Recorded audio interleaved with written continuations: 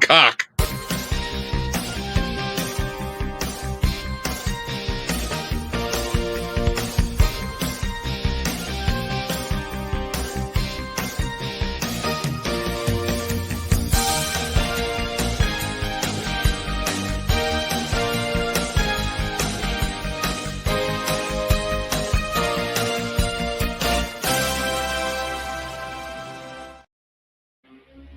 Greetings and salutations, everybody, and welcome back to another episode of Colecast, the podcast for all of us. I'm XLJ the OG. He's the best Gout machine. Woo! And today is going to be an awesome episode because we're going to talk about something that is both very near and dear to Best Gout and myself's heart. We are talking Troma Films. That's right. We're going to take you to Tromaville because if you're not familiar with it, you may not want to visit it after this episode, or unless you're in a weird shit like us. We're going to ruin it for everyone. Yes. Not that Sorry, that's that Lord. hard to do if you're a decent human being. Anyways. I'm not. Yeah, same here. No. But man, oh man, this is going to be an episode. This episode you and I have talked about doing for a while, actually. And now apropos that we are doing it the week that the Toxic Avenger remake is finally hitting theaters. It's been delayed for a couple years, but here we are. It's Toxic Avenger week here on Cold TV, essentially, and we're going to talk about all things Troma, and it's going to be an amazing, orgasmic episode, don't you think? Oh, yes. Dreams will come true tonight, and we'll make Lloyd Kaufman so happy and aroused. Oh, we're going to make him soil his pants, indeed. Well, my friend, let's just get right into it. And I want to start first and foremost with how did you discover Troma? Like, what was your first memories of Troma? I feel like it could have been maybe you watching Rabid Grannies. Hey, give me a quick second. I got to do something. Yes, absolutely. Yes, but just the pure mention of Rabid Grannies was enough to arouse Best Gout. Steve, what happened is, you don't know, this behind the scenes, a little inside baseball here. He actually forgot his lubricant because he's going to need it for this episode because there's so much petroleum, so much. See, oh, you are right ready. behind you the whole time. Yes, indeed. So I hope you got your lube ready and everything. Now let's see. Now what? How did I discover? Yeah, how did you discover Troma? All right. I believe I discovered it as a young lad watching USA Up All Night, and I believe they were showing the Toxic event, like the first 2 or 3, one. I think, or maybe it was like a marathon of them. But yeah, that's how I watched it. That's hilarious because that's exactly how I found it too. I had a feeling. I had a feeling it was the same. I had a feeling it was the same thing. The only difference is, I will say, what was really weird to me about it, Gout, was I found it, and it wasn't like it wasn't up all night. It was on like a Sunday afternoon. Okay. I think I was watching that too. I feel, but because it was just like, why is this on a Sunday afternoon?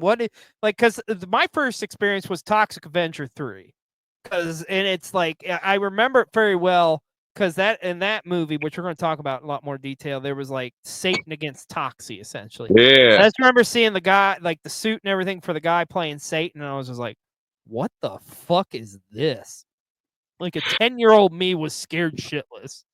There's and like, I'm gonna spoil it for you, but there's a part where he basically like rips the skin off of Satan at one point, and I believe I was watching the exact same broadcast you were watching, Crazy. and I believe I was eating spaghetti at the same time, and I like, ew. Yes, and that's on. God dang, dude, that's so crazy. Tapping into some like memories here. Like, to this day, I cannot eat anything and watch a Troma movie. Like, No, at the same time, no. Because it's like they are gross out. They are for that a reason. But that's insane that we both, like, literally different opposite ends of the country, more or less, and go. Actually, at the time, I don't think we were that far. We were only a couple of states away. Yeah, I was in Arkansas. I now reside in Los Angeles, California, but I was in Little Rock, Arkansas at the time. So we weren't too far away. We were touching tips somehow, some way. Some way. but yeah, that's crazy because that's like I say, that's the exact same thing. So like I didn't know really like I knew Toxic Avenger like everybody because it was like I mean Toxic Avenger was there for like kids too in a way because they had the cartoon. Yeah. Was a little familiar with that, but that yeah, just that introduction to that wildness and stuff, and then later on like in my teen years, you know, when I'm working at like a video store and like then you're looking for like alternative stuff, unique stuff, not the basic stuff, and then I just stumbled across the entire Troma library. I'm like, oh yeah, Toxic Avenger, I remember this, and then it's just like, what? Was it like the cult classic section? Yeah, yeah, pretty much. We ain't Like, no basic bitches. We go for the cult classics. yeah. Now it was funny too that this tells you anything. So like, I say a video store. I worked for the man. I worked at Blockbuster. So they didn't have a ton of Troma movies, but they like had the basics. Like they had Toxie, they had Class of Nukem High. So like, but then you know you plug the movie in, you watch it, and there's all sorts of different previews for all this other stuff Troma's got going on. And like, okay. So I can remember going across town to like the different rivals of Blockbuster. Like, and we had a bunch of video stores here in town. Like I had like Video World and Red Giraffe Video, West Coast Video. We had, of course, Movie Gallery later on, or not Movie Gallery, Hollywood Video, I should say. And they had a lot of like the Troma titles and stuff. And that's like in my teenage years. That's when I really got hooked on Troma, and was just like the grosser, the more, the merrier. Like, and if you don't, and we're talking about this, we're saying gross and stuff. It's like I don't know if we can really put enough like emphasis on this by just talking about this because it's like you just have to see these movies to believe them essentially. One thing I like, this cracks me up, dude. If you go to the Wikipedia page and you look up like what is Troma, right? So let me bear with me. I'm going to read this off Wikipedia. So essentially, Troma Films are B movies known for their surrealistic. Say that 3 times. Surrealistic. Surrealistic. Thank you. Gosh, I'm getting tongue tied. And automastic nature, along with their use of shocking imagery, some would categorize them as shock exploitation films. They typically contain overt sexuality, nudity, and intentionally sadistic gore and blatant graphic violence. So much so that Troma film has become a term synonymous with these characteristics. Okay, haven't got you hooked yet? All right. Troma reuses the same props, actors, and scenes repeatedly, sometimes to save money. Oh, at a certain point, however, this became yet another hallmark of Troma. Examples include a severed leg, a penis monster, and the exploding car filmed for the movie Sergeant Kabuki Man NYPD, which that's literally that car explosions in every fucking Troma movie, which is used in place of any other car that needs to crash and explode. But if we haven't got you hooked with Penis Monster, I don't know what will. Penis monster.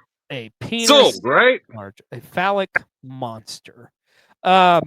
But yeah, that's the thing is like, you know, people like talk about like hybrid filmmaking, independent filmmaking and stuff. They talk, you know, you got the Roger Corman method, right? Well, like Troma like took that method and just flipped it to 1,000 essentially with Lloyd Fed it Kaufman. monster energy. Yeah, because it's funny to me that that car crash scene from Kabuki Man, like literally they will still put out stuff to this day. And keep in mind, folks, that movie was made in the late 80s. So it's like I don't know what the car is. It's like an Oldsmobile or something from the 80s essentially. And they will put out movies in the 2020s and it's still the same fucking car. Like the same thing. It's just like they have gotten so much out of that of what they already like spent on it, you know. But I mean, you talk about guerrilla filmmaking, man. Like they literally like wrote the book on it. And the thing is, with of course, when we talk Troma, we have to talk about their leader, Lloyd Kaufman. And if you're not familiar with Lloyd Kaufman, he is quite the individual. He is essentially the Stan Lee of Tromaville, essentially. Pretty much founded Troma. I didn't know this, Gout. Did you know Troma actually was founded and started in 1974? In 74? It's in 74. So Troma is actually over 50 years old that they've been in business.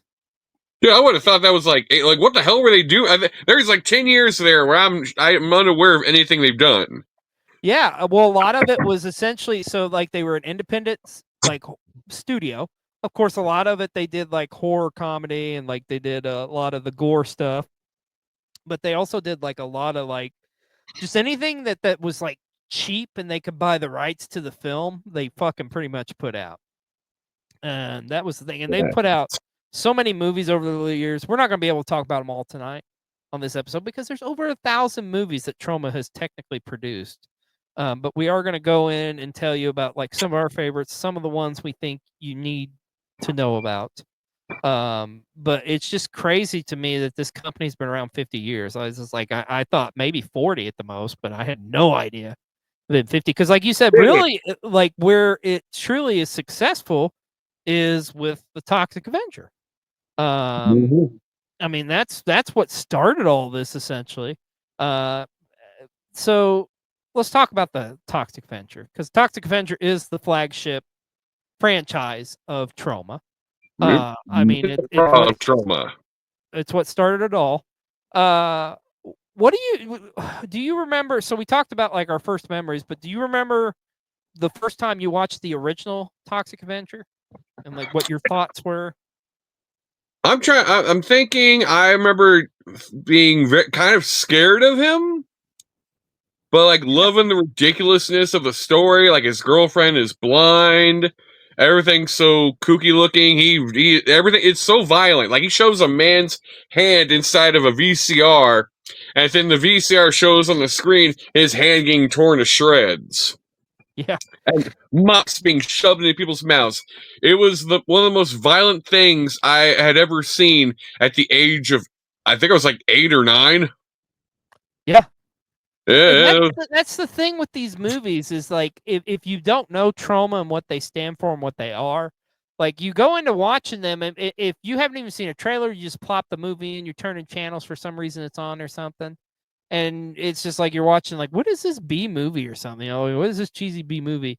And then it's like maybe depending on like of course as the movies like the newer stuff come out, that's what was expected, the gore and stuff. But if you watch some of the original like Troma titles and stuff, it takes like about 15-20 minutes, maybe sometimes 30 minutes before you're like you really get to like holy shit, this is crazy. Look at the gore in this. This is insane.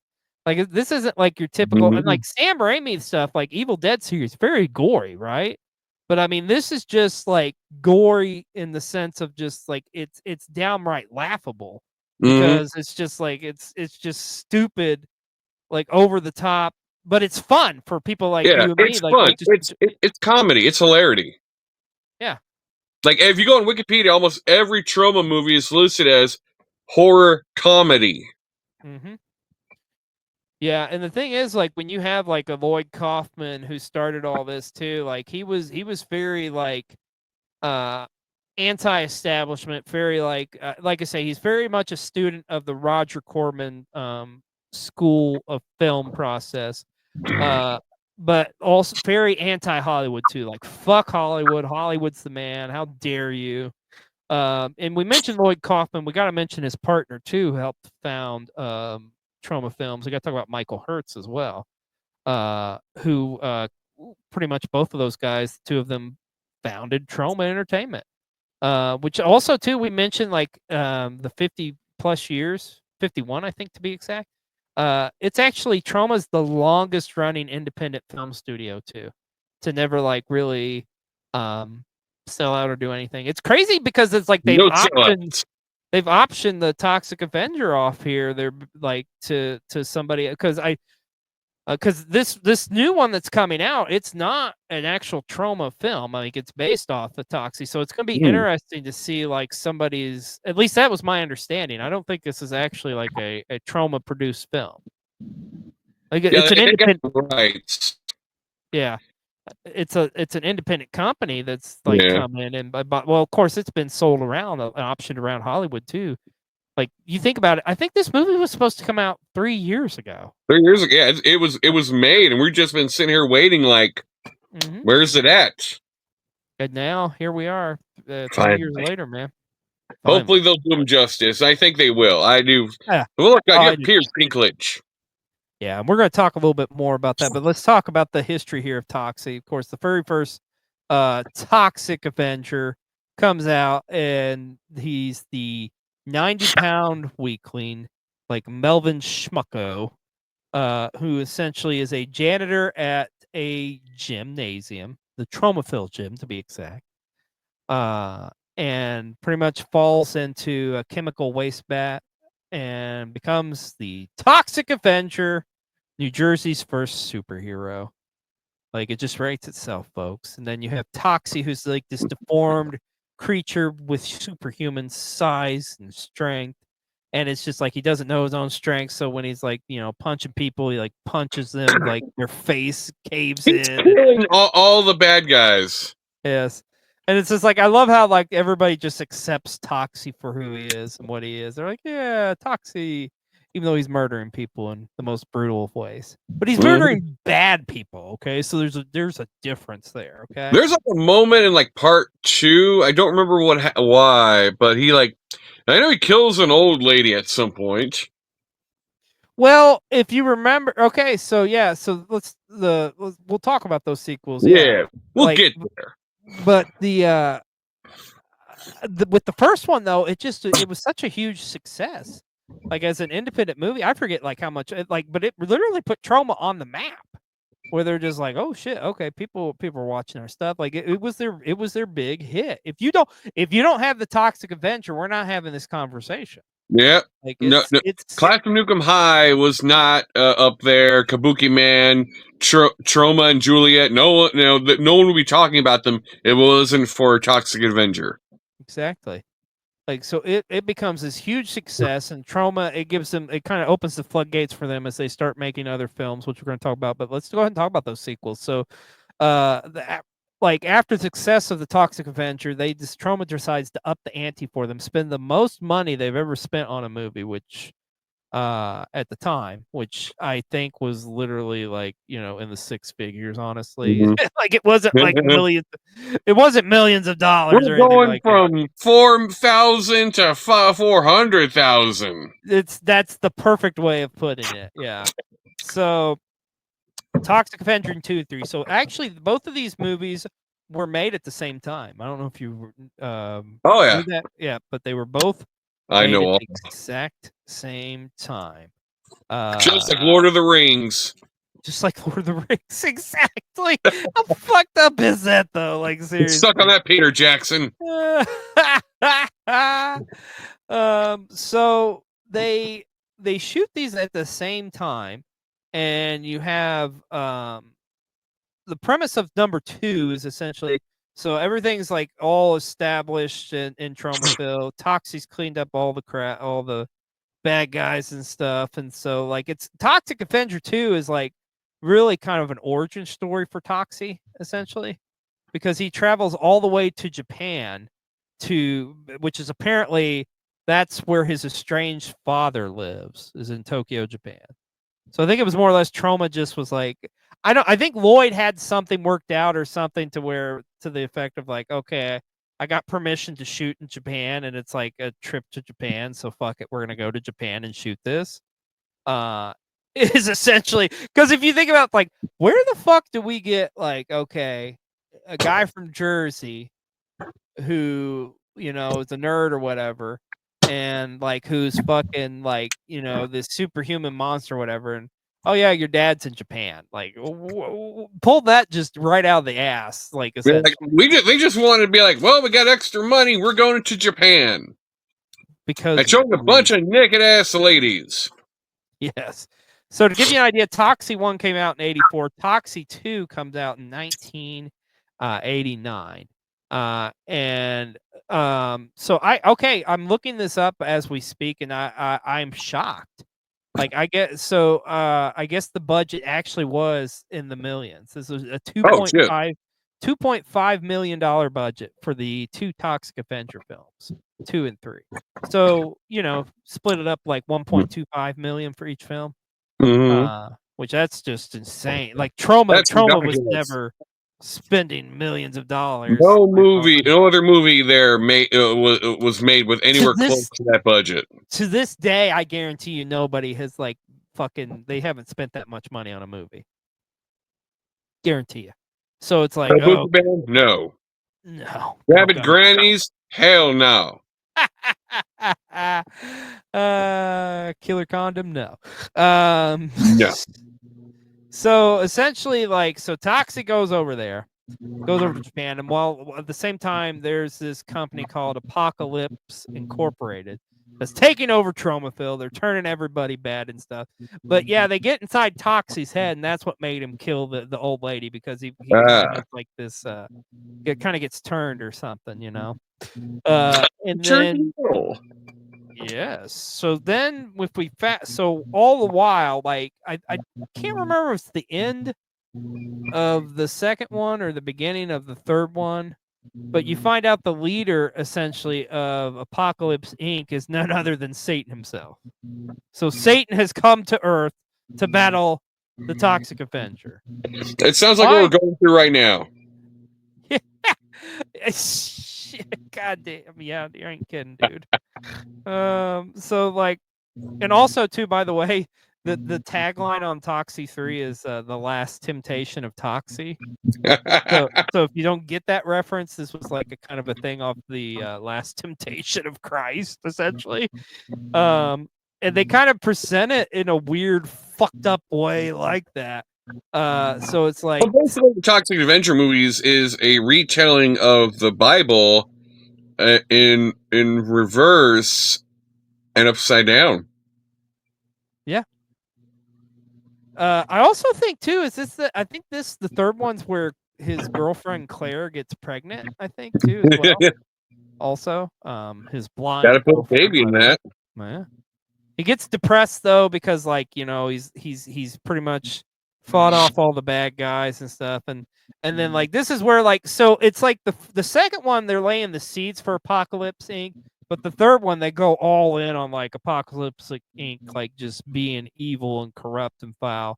And then, like I say, you find out later on that the chairman pretty much is actually the devil, and then he goes to Toxie and he puts him through the 5 levels of doom, essentially. And he just goes through all these fucking weird parables and fights, and then he has this fight in the end with fucking the devil, and pretty much, like you said, ripped his skin off, and it's all this disgusting snakes and fucking maggots, bugs and shit. Yeah. Worms. Yeah. And then it's one of those things. I think the way they sent it off was Toxie gets married and they have the kid or whatever, and they live happily ever after. And there you go. That's essentially your Toxic Avenger 3. And it's funny too, because years later they would make Toxic Avenger 4. I think it was maybe 15 years later or something like that, I want to say. And it's funny, if you watch that at the very beginning of Toxic Avenger 4, they actually apologize for Toxic Avenger 2 and 3. Because Toxic Avenger 4 is supposed to be the true sequel. It's a requel, right? Yeah, it's a requel, exactly. Which, oh my gosh, if you haven't seen Toxic Avenger 4, holy shit. Actually, you can join us on the next episode of Friday Night Movie Night, where we're going to be watching the Toxic Avenger Part 4. I'll be there. It's a scene, man. Honestly, dude, if you wanted, you're hey, listen, you're talking about this Troma stuff. I want to know how foul and disgusting. What's their most foul and disgusting movie? I would probably say Toxie 4 is up there. They just kind of start off swinging for the fences. There's the diaper mafia that invades this school of mentally challenged students, essentially. And I'm remembering this now. I saw it back when it came out. Yeah, and it's Toxie at this point has his sidekick, who's the morbidly obese Lardass, which I forget the name of that guy, but he was he played in a lot of different. He had parts in Troma movies throughout the years. Fucking was hilarious. And then so they call Toxie 4 Citizen Toxie because that's Lloyd and Troma's spin off of essentially Citizen Kane. Yeah. It's up there. The Bible says in Cain, so much wrapped up in there. Right. So, I mean, Toxie's history alone, like in Troma, like I say, that is like we could do a whole podcast just on that, dude.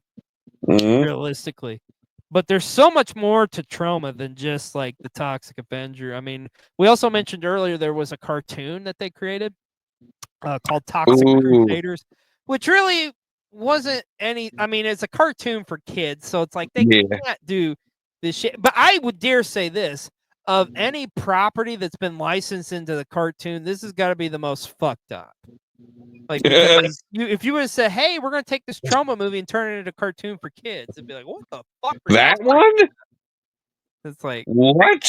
No, I don't see how that's possible. The Super NES game was pretty fun. My cousin had it, and I would go to his house and play it. And the figurines didn't sell for shit, so like they clearanced them out at Walmart. My mom bought all of them. And they're worth a pretty penny now. Of course, it was for you like toy collectors out there. The Playmates actually put the toys out, and that's the same company that did the Ninja Turtle toys. So a lot of the molds of the toys they're very similar build and sculpts to the Ninja Turtle toys. Oh God, they were. Yeah. So the funny thing is now they're highly collectible. They've actually re-released them. I don't know if you knew that or not, but you could actually. Yep, they've re-released the Toxic Crusader line. So, the thing of it was with the show with the for kids. I think when they made it, it was to kind of counter Captain Planet because it was supposed to be like, okay, it's the Toxic Crusaders, so they're fighting off and because remember in the '90s that was like a big thing. You got to fight off like the environmentalists. Yeah.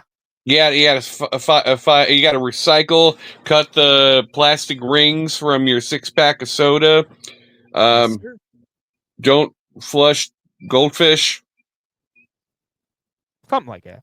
Eat dolphins. I don't know about that one, but yeah. America. America. Well, as great as the Toxic Avenger franchise was, I mean, Troma did have some pretty big hits. Like you mentioned one earlier. I think we have to talk about it's the Class of Nukem High series. Because the Class of Nukem High actually they produced. I didn't even know this. I knew of the first 3. Do you know there was 5 Class of Nukem High movies? I only recently found out there was a 3rd one. I didn't know there was 5. Yeah, they literally did 5. Of course, the other 2 would come out like later years because like it's like why don't we just milk this franchise? But tell me, what are some of your memories on Class of Nukem High? Because I feel like this is a Gout movie and a Gout series. Am I right? It's very me. That's like I remember seeing on TV. My cousin would watch. It once again had that toxic thing going on. The monster in the underneath the school. The kids turning bad and all punk rock, and I thought they looked pretty cool. And it was definitely 100% a Troma movie. There was violence, people, spiked to death. And part two, I have to point this out. Part 2, they slipped and showed bare boob on USA. I remember this very distinctly. Wow. No edit, no censor. You saw bare boob for like a split second. I was like, it happened! I seen it! I seen it! After all this time watching Bikini Car Wash and all this other shit on Up All Night, I finally seen boob. Finally! Yes! Finally! My 9-year-old self. I think that's the thing about the Troma movies and stuff and what works so well. Like there's such a huge library of them. You could get these movies for cheap. So like with a show like USA Up All Night and stuff, they need cheap B movies. It's like, oh, this is a match made in heaven. Let's play a bunch of Troma movies. Shit. Of course, a lot of editing. That's how I learned about that. And that's probably why you saw boob gals, because there's probably so much editing to it. They just like slipped up and forgot. Oh yeah, there's some boobs. I was too busy like trying to get the decapitations edited and whatnot. So we saw titty. You did see some titty. Funny story. So in about a month, the local drive-in that I love to go to, Skyline. Shout out to Skyline Drive-in in Shelbyville, Indiana, who's been featured many times on this channel. They are doing a monster. They always do like a couple horror movie fests around this time of year, and one of them they do is like on like monster movies and stuff. They do this before the big horror one they do in October. Well, anyways, they do a theme every year, and this theme it's like about horror high schoolers and stuff. And one of the movies they're playing is Class of Nukem High. So, Fuck yeah! Yeah, unfortunately, I won't be able to go because I have some prior engagements on that day, but I will be there. That's your porn night. It is my porn night. You're not wrong. Yes. Gonna watch some. Well, I won't indulge, but you're gonna get. It involves like a cop and a couple of females, and I've said too much. I've said too much. Too much. You're going to be demonetized. Wait, you're not even monetized to begin with. That's right. Fuck monetization. We're for the people. We're free because we love you. Do whatever you want to do, man. I'm gonna take my shirt off. Fuck. Yeah, do it. You could. Woo! But if you wanted to give us the money, that would be nice. But anyways, we're not here to talk about that. Pro wrestling Troma. Yeah, you could give us my pro wrestling tees. Yeah. Some of our merch. But yeah, Class of Nukem High was a great series. I think another one we got to talk about who was a big hit, Sergeant Kabuki Man NYPD, which is just fucking stupid, but it's great. Like I love Kabuki Man. He was kind of so when they brought Kabuki Man, and I still think they treat Kabuki Man kind of as like the number 2 in the Troma universe as far as characters and stuff. Which is crazy to me. They only made one Kabuki Man film. Like you would have thought they would have multiple sequels, but there's literally only one. I remember searching, and I always assumed. I think that it's almost like a Mandela effect in my head that I feel like it should have been. He should have been in multiple movies, but there was only one. Yeah, no, there's only one. They should have done Kabuki Man and someone else. Team up. Well, Kabuki Man is featured a lot in Toxic Avenger 4. So, okay. I think that's why. But still, though, you would have thought Kabuki Man would have had like his own multiple series, but literally, it was just the first one that they made and came out in 1990. So essentially, the premise of the movie is like you have Harry Griswold, who is just kind of a Yutz kind of detective or whatever, and he's looking into these murders involving like Kabuki actors and stuff, and then essentially like he becomes like empowered, like he sees a murder or something like one of these Kabukis or something, and he somehow gets their power or something like that, and then the next thing you know, he becomes Kabuki Man, which it's funny because it's just like would you say this Gout out of all the Troma movies, probably Kabuki Man's the one that's the least gory, I would say. It's more slapsticky. It's very much more slapsticky than like I don't even think I would classify Kabuki Man as like a horror film, would you? No. Not everything from Troma would be horror. It might lean towards sci-fi, and this one was just weird. Yeah, it was just like, let's just make something stupid and fun and silly. I don't think there's any blood. I think it's like implied, like I think with like the chopsticks and shit, like but you don't actually see like yeah.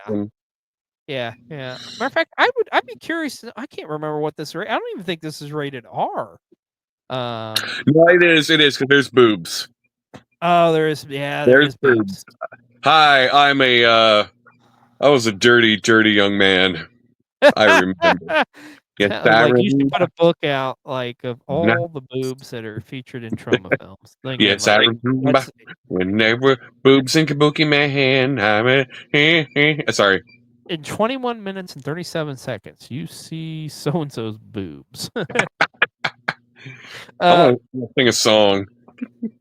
Now, here's something interesting. I don't know if you knew about this, Gout, but did you know, like Kabuki Man, how it came to be was when they were shooting Toxic Avenger 2 in Japan.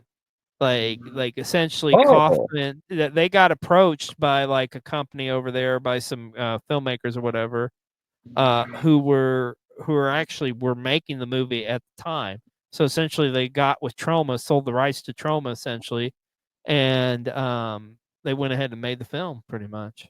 So, and it's another one of those. It's like it's like I say, it's a cult classic, I would say. And I think also too, that's kind of why the film, it's like, yes, it's a Troma film, no doubt about it, but it's not like, it doesn't have like all the Troma elements of it, because it was like, okay, this already in pre-production or whatever, you know. So it's just like, okay, we're gonna put our spin on it and make it. You can smell it's the fingerprints in there. I do know this. I do think there is like a different cut version of the flick that's like more of a PG-13 that you can watch. But why would you want to do that? Because you don't want to miss the boobs. I mean, come on, man. Why? We want boobs. We want titties.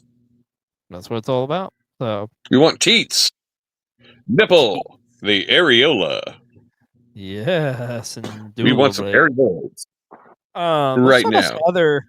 So let's talk about some other Troma titles that really kind of like, I think, helped add to the lineage of Troma films. One I like, now this one's kind of like a little bit of an unsung hero, I think, and it come out in that era, like where these movies are popular. Have you ever seen Troma's War? No. Oh, Troma's War is just that's another one that's a perfect example of like, okay, what is Troma exactly? It's like, okay, watch this shit, because it does take, and that was the one thing too I appreciate with Troma, is how they do have their own universe of films where stuff happens in the Troma universe, essentially. Like a lot of their titles, they aren't necessarily in the Troma universe, which we're going to explain that here in a bit. But this movie is just, best way I can describe it, it's like what's the fucking, I can't think, the books, and then they made a movie where the kids get stranded on an island and they have to Lord of the Flies. Yeah, this is kind of like Lord of. This is kind of, oh, you hate that movie? Hate that movie. They kill the fat kid with the glasses. Oh yeah, there's that. But anyways, to me, I always thought this was kind of Lord of Flies, but just with adults, essentially. Okay, I can live with that. Yeah, so essentially, like a plane crashes on an island. Pretty much all the survivors have to kind of like fend for themselves. And there's like all these. Oh my god, I've seen the trailer for this. I'm just remembering now. Okay. And then there's this island of terrorists there, pretty much. So it's just like chaos just ensues, essentially. It's fucking nuts. It's bonkers. It's kind of like Battle Royale too. If y'all have ever seen that Battle Royale with the kids in Japan and stuff, you know. So I should watch that. You've ever seen Battle Royale? I feel like no. It feels like a movie I would see. Yes, I'm a little surprised you haven't, but I get it because I know you do mostly like horror and stuff. But horror, yeah, mostly it's horror, and occasionally, like, I recently started watching like a drama, and I'm like, oh wow, there's no zombies in this. He was watching Sophie's Choice. But Troma's War is one. I know you've seen this one. We got to talk about Romeo and Juliet. Like, that movie is ridiculous. You've seen it, right? Like bits and pieces. I've never seen the whole thing. Oh, wow. So as you can imagine by the title, yes, it's a spin-off of Romeo and Juliet, essentially. A retelling. It's a retelling of Romeo and Juliet, just with the Troma twist on it. It's a very loose, and I mean very loose, adaptation of Romeo and Juliet. Like, but it is just, the gore in this is insane. Like, it's everything you would expect and more out of a Troma film. The crazy thing is about this, do you know who one of the who actually wrote this film? Peter Jackson. Well, close. Lloyd Kaufman wrote it along with, but who wrote most of it was the guy who is running the DC universe right now. James Gunn actually wrote this fucking thing. Really? Yeah, he first got started with Troma Films. Yeah. Holy shit. He is a huge part of this movie. If you watch this movie, you're just like, what the fuck? If you've ever seen the movie, what was it that he did? A horror movie he did back in the 2000s. Was it Shiver or Slither? If you watch that movie, actually, Lloyd Kaufman has a cameo in that movie. I remember that. I remember. I was thinking like, I remember watching that and feeling like, I didn't think it was Troma. I knew it wasn't Troma, but I felt like this has its like fingerprints on it. Like this feels inspired. Yeah, it's to give you an idea how it sets up Tromeo and Juliet's romance in this. Essentially, like he goes to this party, looking for his girl, like who's he's dating at the time or he's into or whatever. And comes to find out there's another dude that's going down on her, essentially. So he's like heartbroken, and then he ends up finding Juliet. So essentially, Juliet and Tromeo got together because Tromeo's girlfriend was getting eaten out by somebody else at a party. And that's basically how all romances start. I was gonna say, I think that's how most romances really start. So. All right, real quickly, I want to. This popped in my head right now. I remember Tromeo and Juliet being talked about because they had a show called Wild on E, and they were at the Cannes Film Festival, and they had a guy dressed up as Toxie and a guy dressed up as Kabuki Man, and Lloyd Kaufman was with them, and they were they letting people know that about Tromeo and Juliet, like they were advertising it in an interview, and splicing between that were like pictures of women in bikinis, and that's like the main thing I remember. I remember like watching the episode, like taped it and watched it over on a loop because I'm like, like, oh, Troma. Also, there's half-naked women. Yes. Hey. Yeah.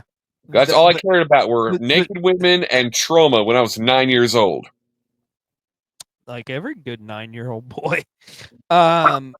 But yeah, Tromeo and Juliet is just as crazy as it sounds as you think, folks. Like it's another one up there. I tell you one I liked as a kid that I grew up on. I thought was very I don't think it got as much appreciated, and I think this film actually kind of like got bought, but they put a lot of the Troma, like what it's known for. Surf Nazis Must Die. Like just the title alone, if that doesn't fucking sell you on it, I don't know what will. Who wouldn't want to pick that up and put that in their VCR? Right? Have you ever seen Surf Nazis Must Die? I have not seen that. I just remembered a movie right now. I'll try to bring up later. That was in the same vein. Okay. So pretty much it's a post-apocalyptic film, which I already love already. And yes, like pretty much Nazis are apparently love to surf and are taking over and like destroying like the coastline of California, essentially. Nazis hate California. Look at America right now. They hate California. Why would they go surfing? Well, would you believe? Do you know what the name of the leader of the Nazis were? Like in the Surf Nazis movie? What is it? Adolf. I was expecting Donald. Well, it was made in 1987. So, yeah, I know. Yeah, but that would be fucking hilarious, though. Right. But the funny thing is like who the hero of this movie is, because it's not your typical like who you would think. So there's like a cop who essentially gets killed, and his mother ends up like is the one who takes over, and his mother is just this like ballsy, just loud spoken, like African American sweet old lady, essentially. Fuck yeah. It's just fucking great. It's just fucking great that she's the one that's like taking out the Nazis and shit. It's like the first of a Law and Order episode. Right? And she's like literally, dude, she's in like a fucking like a retirement home, essentially. and she's like just goes out and just has like fucking grenades and shit, and just fucking like with like AK-47s and shit, Fuck just yeah. killing all the Nazis and stuff. It's so good. Like I say, if the title doesn't sell you, my description doesn't sell you, I don't know what the fuck will. Well, then you're pointless. You're useless. You're stupid. Go watch Gilmore Girls. You useless sack of shit. There's some other ones too, I think. Like there's Redneck Zombies, there's Blood-Sucking Freaks. What are some of the ones you like think of in that early heyday? I believe it's Mother's Day. Mother's Day was a big one.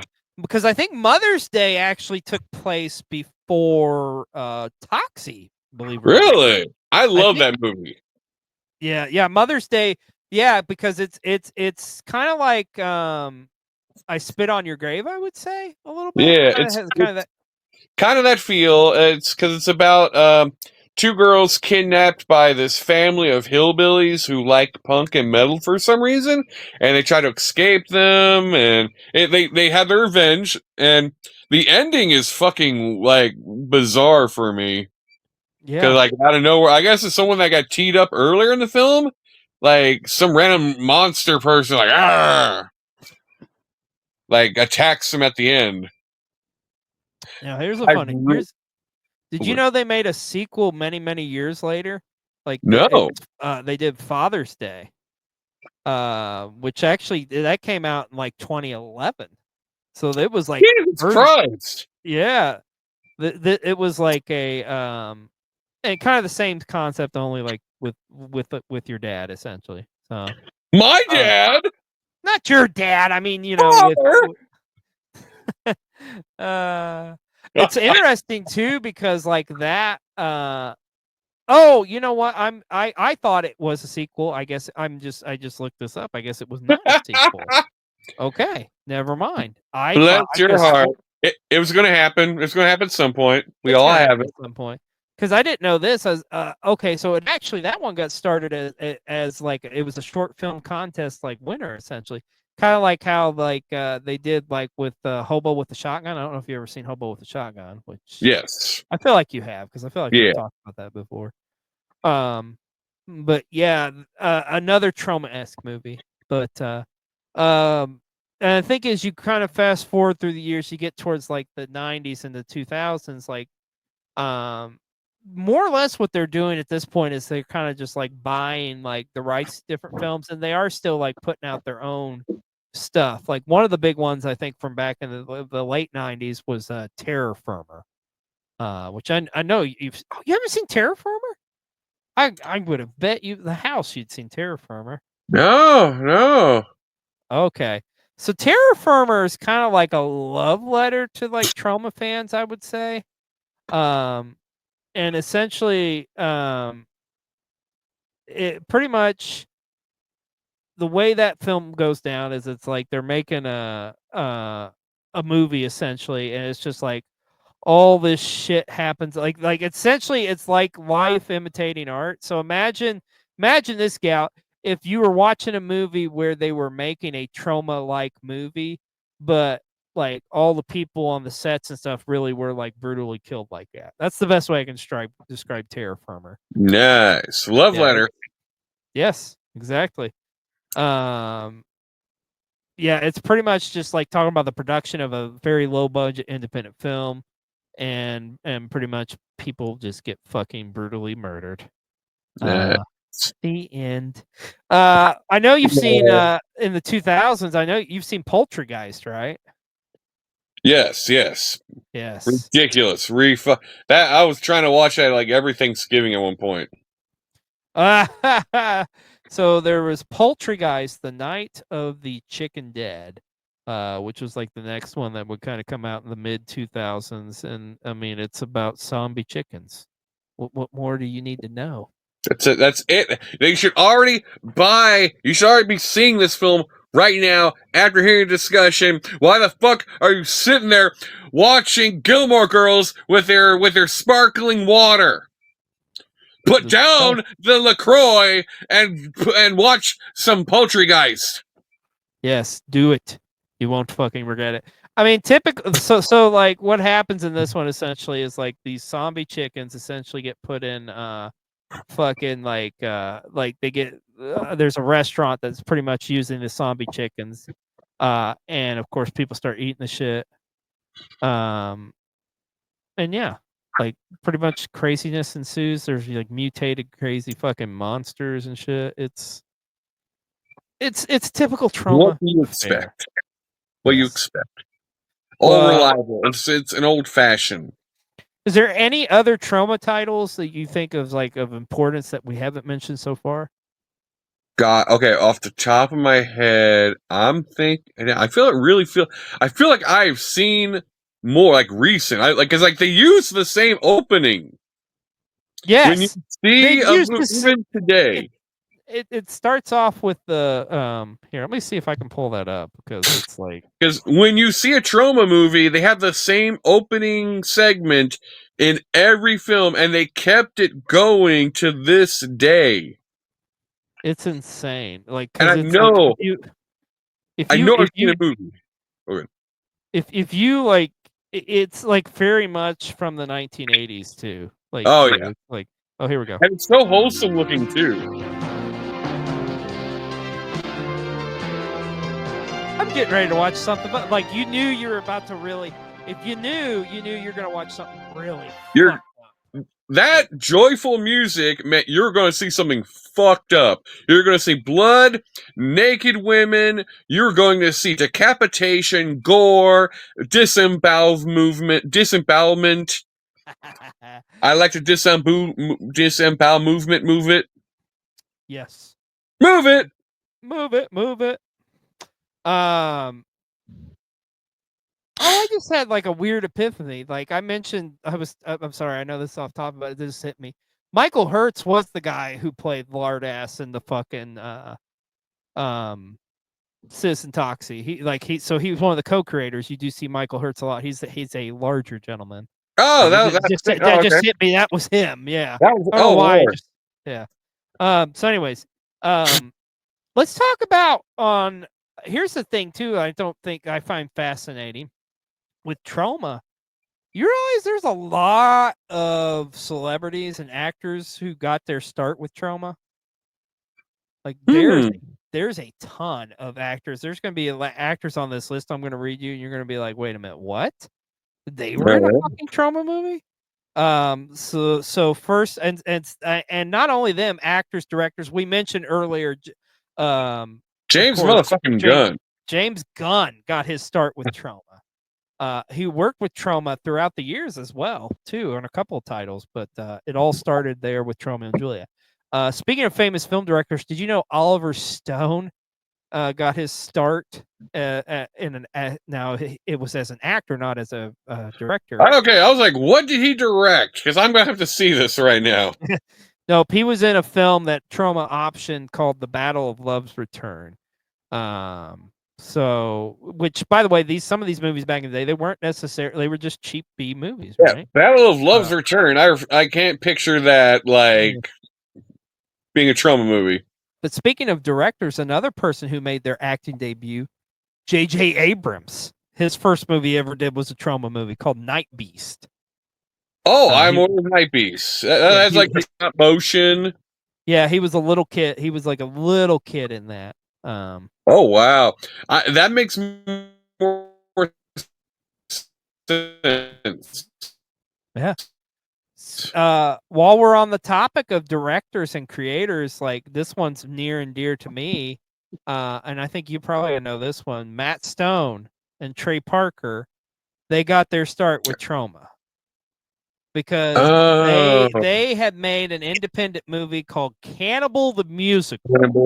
They made this movie on their own, and they were optioning it, trying to get it bought. And of course, Troma, it's like, oh, why the fuck would we not buy this movie? Right. And I don't know if you've ever seen Cannibal the Musical. It is fucking hilarious and ridiculous. It's everything you would expect from Matt Stone and Trey Parker.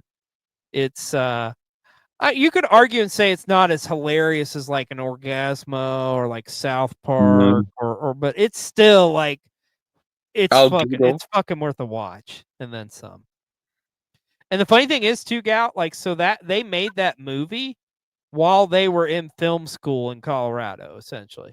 Like, So you're learning to make movies, but you're going to make a movie while you're learning it. Right. And it was actually based on a famous tale there.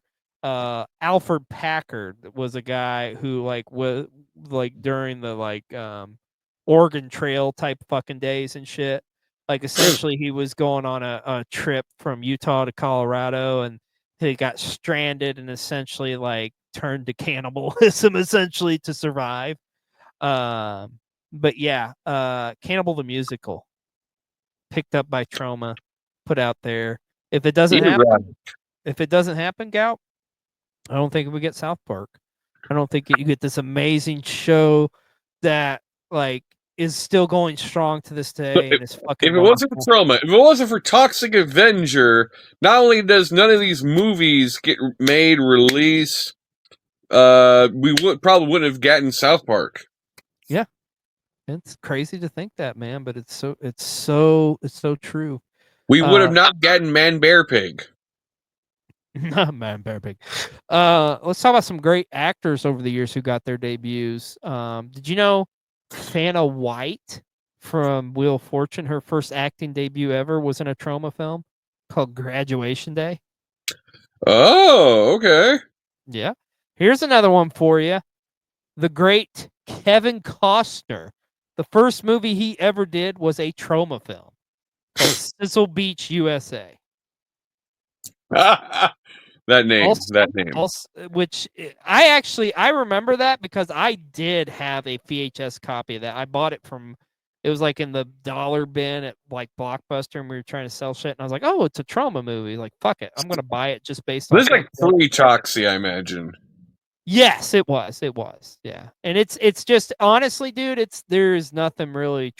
They just bought the rights to it because it was dirt fucking cheap, probably. And it's like a little shitty like teen comedies they tried doing in the 80s. Yeah, you definitely got titties. Don't worry about that. Like, one of the staples of Troma films, like, you do got the titties. So yeah, that is definitely there.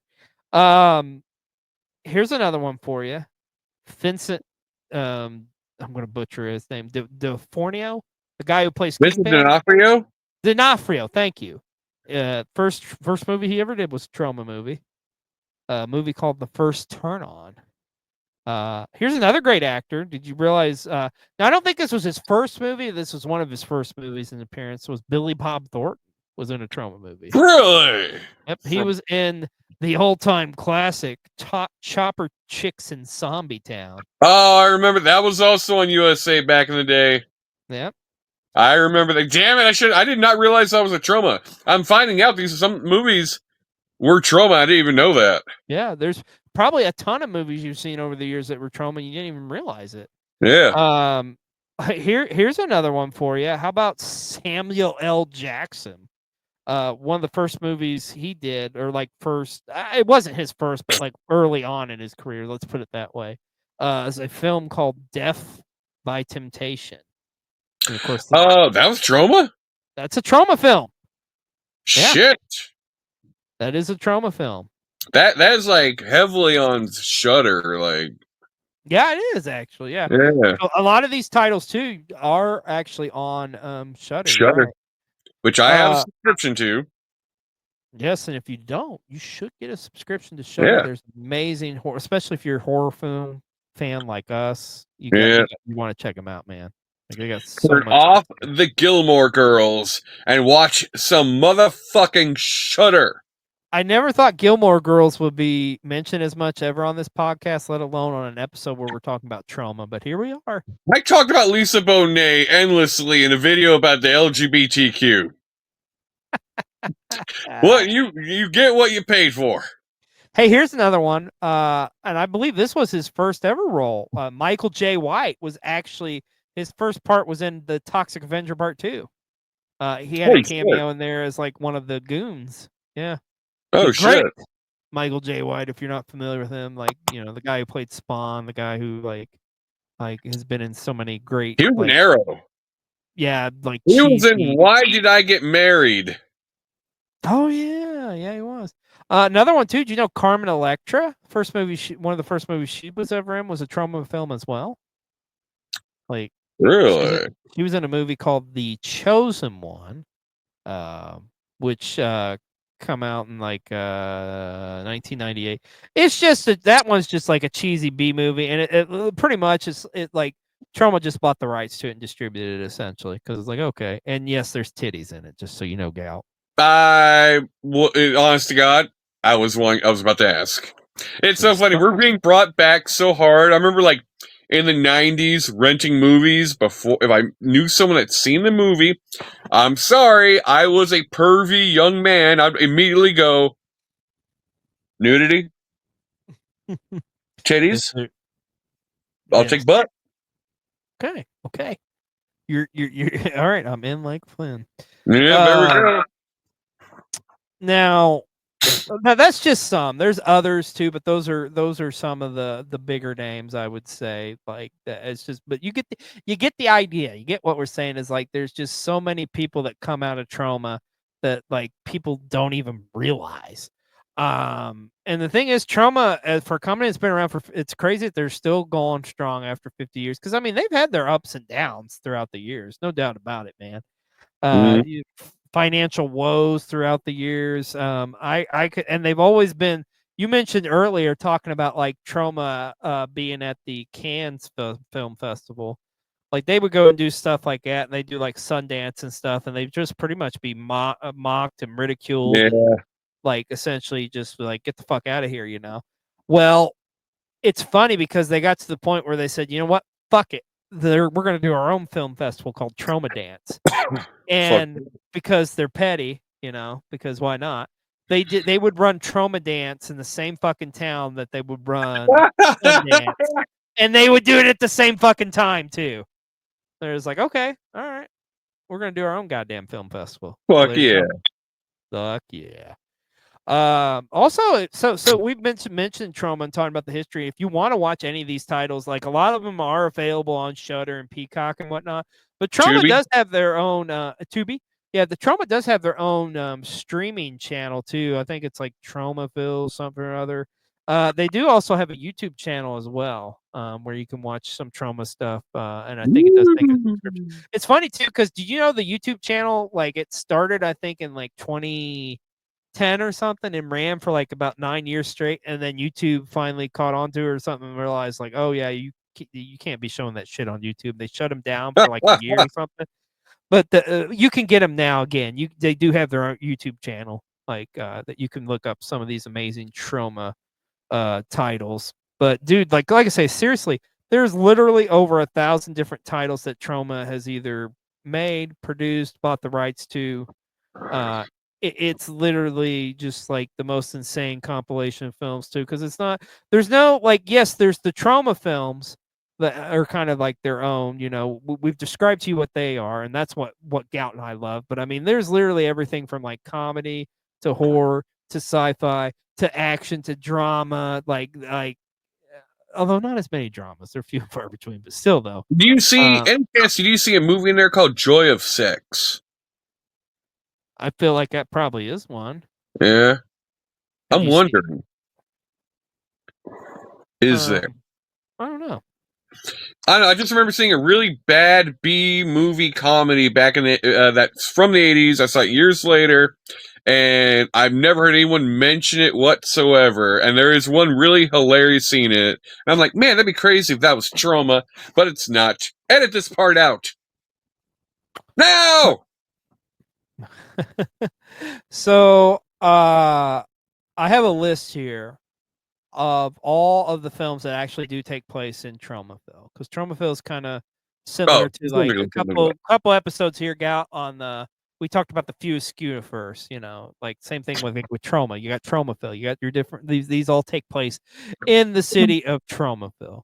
So of course it's Toxic Avenger, then Class of Nukem High, Troma's War, Toxie 2, Toxie 3, a Nymphoid Barbarian, and Dinosaur Hell.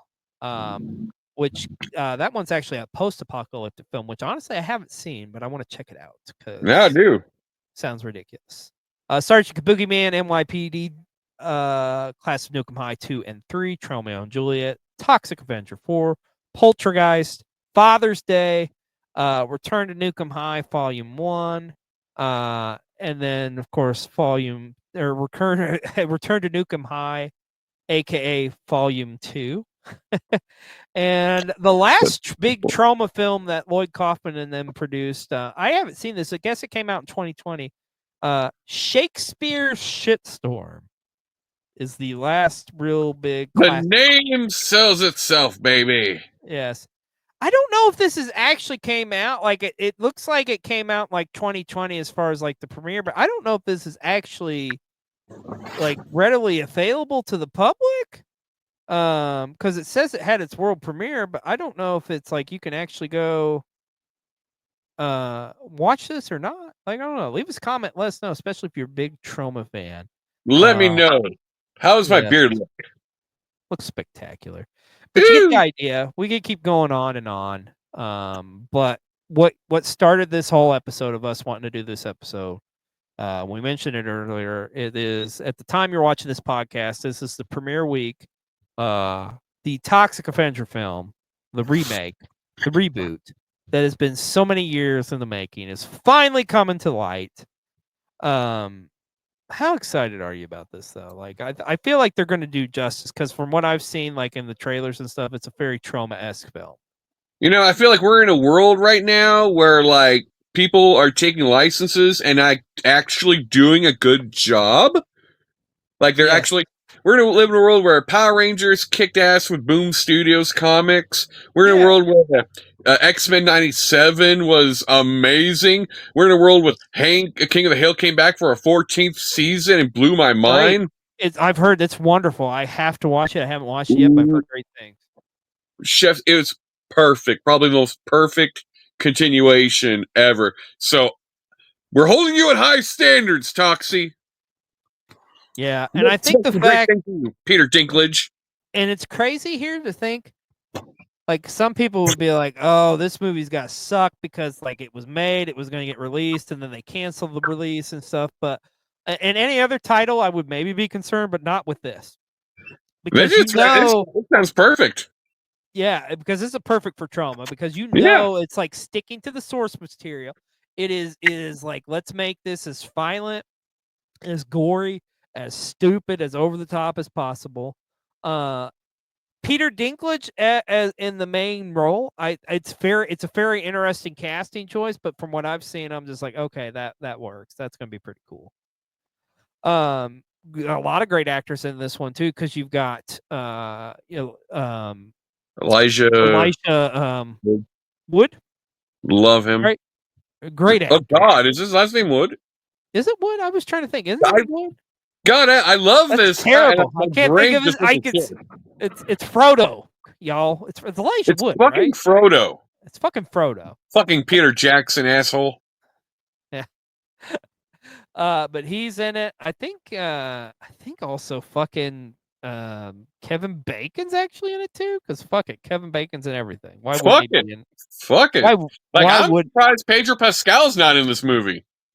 Yeah, as many fucking movies as he's done this year. Like, the Toxic Avenger. Fuck it. He makes a cameo. Why not? Who knows? We probably might get a cameo. God, save this just in case. I would laugh my ass off. But yeah, it looks like it's got a great cast. And yes, just to confirm it is Elijah Wood. I don't know why I could not think of his last name. Right? Yeah. Love him and Dirk Gently's Holistic Detective Agency. Throwing it out there. Watch season 1 and 2 out there. What is it? Dirk Gently's Holistic Detective Agency. It only lasted 2 seasons, and it was a great show, and it drives me nuts. That's one of those shows I lose sleep over because they didn't get a 3rd season. I recommend checking it out. That's interesting. I think something else that's interesting we got to point out here too, as well, is the fact that like how long this movie was in like a developmental hell. Because I mean, fuck, they've been talking about doing like a mainstream Toxic Avenger since like the late 2010 or the early 2000s into the 2010s. Like there have been so many different times where it's like been thrown around option, and then like we're gonna reboot it. They don't want to reboot it. It's crazy too because like you know who came really close to fucking putting this out, and I think this was the company that originally was going to put this out was fucking Legendary Pictures. Like, yes, the Legendary Pictures that puts out these massive, big budget films, you know, that you typically see like Warner Brothers and like I think they've done like a lot of the Zack Snyder stuff, right? If I remember correctly, like just literally like, could you imagine? It's like, oh yeah, so you saw like fucking you know like I don't know, I can't think of a Zack Snyder film, but Justice League. I don't think they did, but like you saw this, you saw that, and, like, and now Toxic Avenger, because fuck it, why not? No, it didn't. No, that shit don't crack, Jack. Yeah, but here we are, man. Here we are. It's finally coming out. It's finally seeing the light of day. And I also think too, what I love too, because I mean, they were talked about they were gonna go put it out, but they were gonna edit the shit out of it, make it like a PG-13. Oh movie. no. Toxic Avenger is a PG. You can't do a fucking PG-13 Toxic Avenger. There's just no fucking way. No fucking way. You're supposed to do the opposite, make it worse. Yeah, absolutely. So as we're wrapping up this episode of Colecast, where we've took a trip down Tromaville, everybody always asks this question about a lot of things in life. So I'm gonna put you on the spot here, Gout. What's your Mount Rushmore of Troma films? I'm gonna say Toxic Avenger. All right. Yep. Mother's Day. Yes. Class of Nukem High 2. Ah, okay. And I'll say oh god, okay, which am I gonna go? I'll say Poultry-Guys. Okay. So I just want to give like a quote unquote honorable mention essentially to Kabuki Man, just for the fact of the character. Yeah. I just, the character's goofy, and it's just like I remember seeing him in so many promotional things with Troma, kind of like you're saying. It's like you can't, like, he's right up there, like he's a step below Toxie, but he's just like, yeah, you think of him quite a bit. So that being said, so my Mount Rushmore, of course, it's Toxic Avenger, without doubt. Toxic Avenger is like the be all end all. I'm going to go with the original Class of Nukem High. I have a personal favorite of mine I mentioned earlier. It always sticks out to me because I love it so much. Surf Nazis Must Die and Terror Firmer would be the 4 I would have on my. I gotta see them now. I don't know what. Yeah. But you want to know why I put part 2 in there? Yes, why? Of Class of Nukem High? That's where I saw the titties. Legendary moment that defined you as the man that you are nowadays. I'm a horrible person. Boobs for free on the USA Network. Thank you, USA Network. Thank you, Rhonda Shear. Thank you, Gilbert Gottfried, and everybody else. Gilbert Gottfried! So in closing, I want to ask you this, Gal. What do you think overall is the legacy of Troma Films? It showed people that shit does not have to be the norm. You can be outside of the box. You can be different. You can be zany. You can be ridiculous. You can be, just like me as an individual. I like to be my own unique, eccentric self. And these movies felt like I was watching a reflection of myself, but with gore and titties, which is something I can only give you, titties. And if I could just end this with one last word, one last thing. Fuck the Gilmore Girls. Fuck them all to hell. Fuck the Gilmore. You know, it's funny. I think the actress who played Lorelai Gilmore, I think she was in a Troma movie at some point. I can't think of what it is. Oh, I gotta Google that later. Yeah, I'm pretty sure. But no, dude, I think seriously, you hit the nail on the head there. Like with Troma Films, it was like, yes, they're gory, they're over the top, they're ridiculous. But it's like you said, the thing is with Lloyd Kaufman and Michael Hertz, it was like, this is the shit that they liked. And they're like, fuck it, we're going to make the movies that we want to see. And we know there's going to be an audience out there. And as weird and as wild and as unique as they are, there is a group of us zany, crazy individuals who love this type of shit. Somebody wants to see Rabbit Grannies. Yes, indeed. Well, that, and of course, Scout's got his lubricant. I'm sure as we hop off here of this episode of Colecast, he's going to pleasure himself to some rabid grannies and then some. But seriously, do yourself. Check out some of the flicks we talk about. Check out Troma. Check them out on those apps we mentioned and all these other streaming services. You can catch them. Like, it's some good stuff. It's some fun stuff, especially if you like the weird, you like the oddball, you like the sane, you like the crazy, you like guns. So, well, and nudity. And nudity. I knew it. I knew you were gonna get one more in boobs. So that's gonna wrap it up for this episode of Colecast. I'm XLJ the OG. This is Best Gout Machine. And as always, please don't forget to hit that like and subscribe button. Until next time, we'll see you on another episode of Colecast. Boobs. Fuck them more girls. Fuck them all.